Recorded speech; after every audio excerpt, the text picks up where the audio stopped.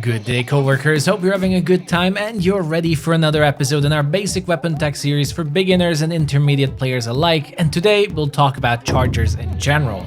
Unfortunately, the general consensus around most chargers in freelance is that they are a burden and are weak weapons, but while they aren't the most versatile weapon type, all of the weapon variants are pretty high tier, yes, even the bamboozler, and are very powerful if you know how to play them and you know what you're doing. So in this video, we'll go through 5 tips that should help you with chargers in Salmon Run.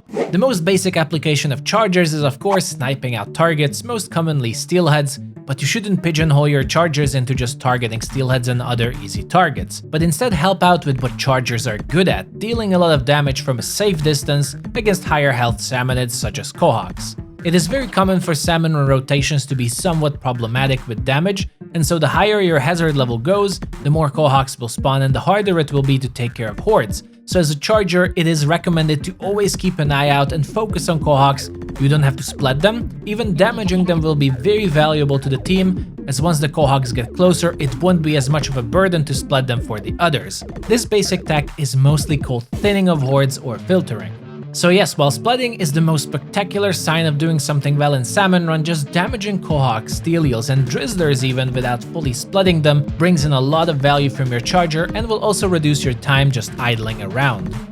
The next tip for chargers is what I usually have on my salmon reports, is that despite common misconception, chargers are excellent horde clearers and should be constantly looking for ways to shoot at lesser salmonid hordes.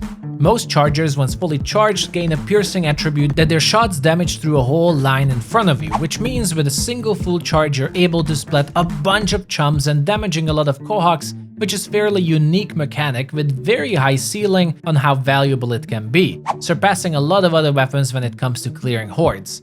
Every single stage has areas and positions you have clear view or long hallways to pierce through lesser salmonid hordes, so always keep looking for them and try to position yourself to use this tech.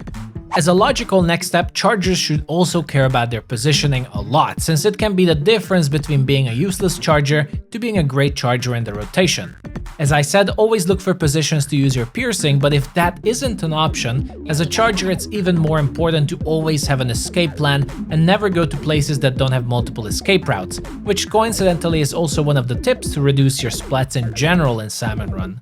This includes not jumping in corners we like to call death traps on stages like the corners on the shore of Gonefish and Hydroplant, or jumping off the elevators on Marooner's Bay. Instead, staying on high ground where you have a clear view of bosses and salmonids will help you in thinning hordes or picking off troublesome bosses, but also to prepare for a good position to pierce through an incoming horde. Now, despite your best attempts, you will always find yourself in hot situations every now and then, which is when it's vital to know the tricks to handle yourself well with a charger, such as partial charging. While full charges are fantastic for piercing and sniping, when you're surrounded it's often better to only partially charge your chargers or even tap shot with them, which the Gootuber or the Bamboozler are the best examples for, but you should also practice with the others. It is very similar to partially charging with splat links to learn how much you have to charge to splat certain targets, and while it isn't as dynamic as with splatlings, it's still very good to practice with your chargers before a game to try combinations of tap shots, partial charges and full charges on different salmonid targets, so when you're surrounded or you need to clear some space, you know exactly what's the fastest way to do it and you aren't just panicking or randomly shooting without knowing it will work or not.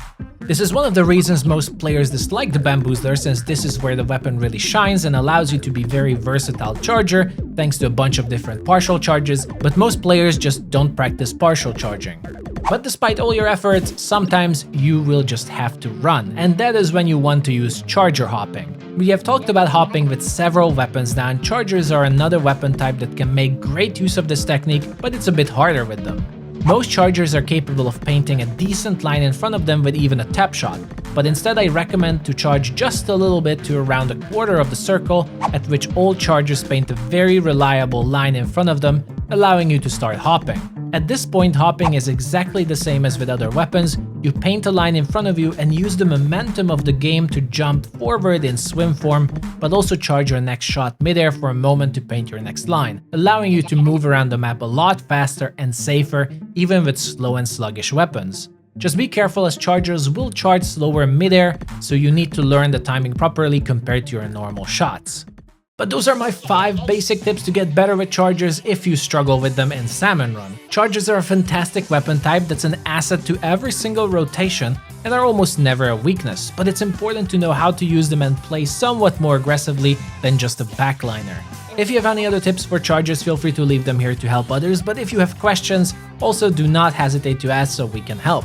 Thank you for joining another episode of Weapon Basics. Hope you're enjoying the series. That's a wrap for this video. Enjoy the rest of your day, and I'll see you all the next time.